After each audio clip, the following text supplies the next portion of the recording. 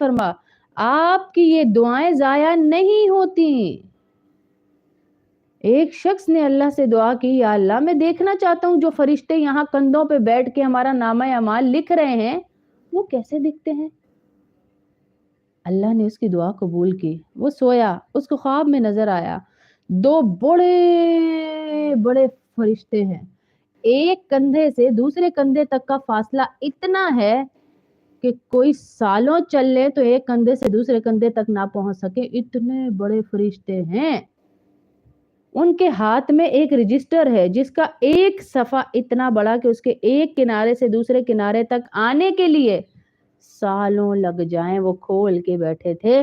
میں کمرے میں داخل ہوا تو میں نے کہا السلام علیکم، انہوں نے لکھ لیا السلام علیکم، انہوں نے جواب نہیں دیا۔ میں نے کہا آپ بولتے نہیں، انہوں نے لکھ لیا آپ بولتے نہیں۔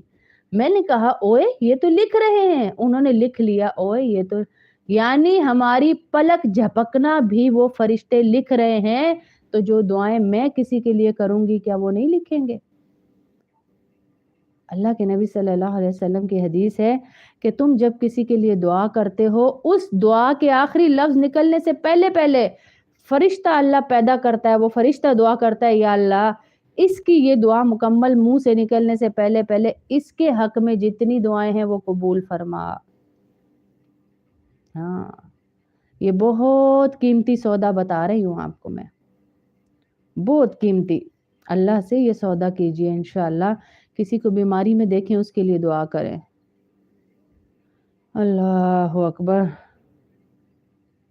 ماشاءاللہ ہے نا، مجھے اتنی خوشی ہو رہی ہے یہ سن کر، ماشاءاللہ ماشاءاللہ ماشاءاللہ ہے نا کمل، یقین کریں مجھے بہت خوشی ہو رہی ہے۔ آج جو خوشی مجھے لائیو آنے کی ہوئی ہے اس سے ڈبل خوشی مجھے آپ کا یہ میسج پڑھ کے ہوئی ہے، ماشاءاللہ ماشاءاللہ۔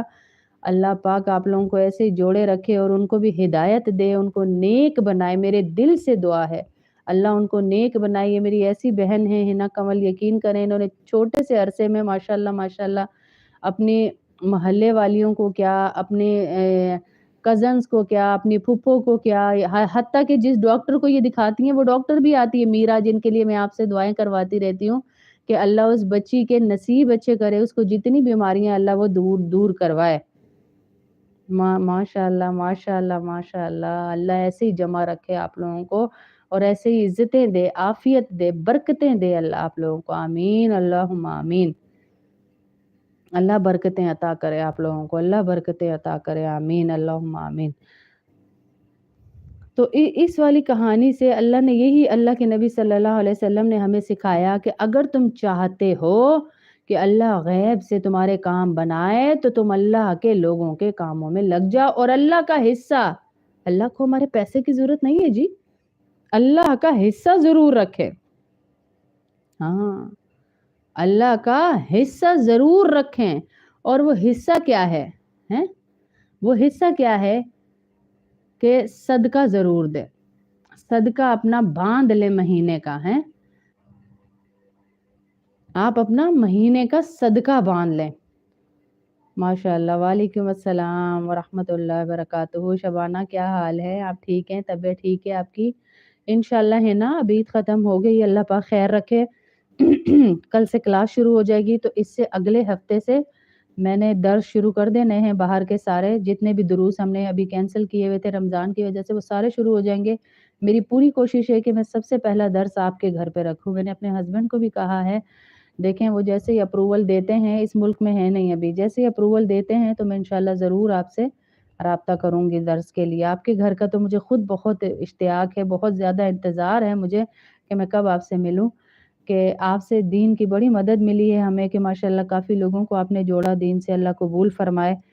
70 سال کی نمازیں بھی اللہ قبول نہیں کرتا۔ اللہ کے نبی صلی اللہ علیہ وسلم نے ایک دفعہ صحابہ کو بٹھا کر کہا کہ میں تمہیں بتاؤں، ایک 70 سالہ نمازی لا کر اللہ کے سامنے کھڑا کیا جائے گا، یہ بڑی دکھ کی بات ہے جو اللہ کے نبی اپنے صحابہ کو بتا رہے صلی اللہ علیہ وسلم۔